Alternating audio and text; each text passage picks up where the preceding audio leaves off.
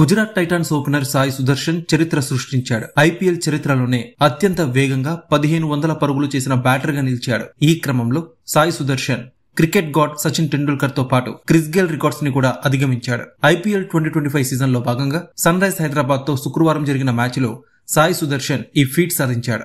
ఈ మ్యాచ్ లో సాయి సుదర్శన్ 23 బంతుల్లో 9 ఫోర్ల సహాయంతో 48 పరుగులు చేశాడు. తద్వారా ఐపీఎల్ లో 1500 పరుగుల మైలురాయిని అందుకున్నాడు. 35 ఇన్నింగ్స్ లో సాయి సుదర్శన్ ఈ ఫీట్ సాధించడం విశేషం.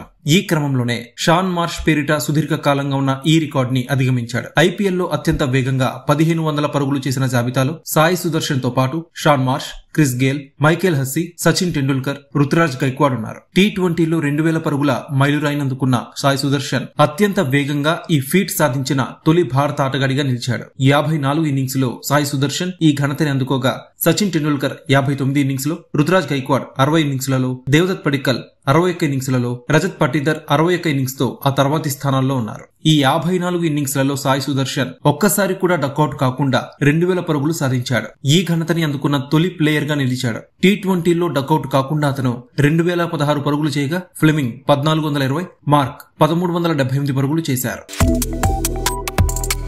Subscribe to One India and never miss an update.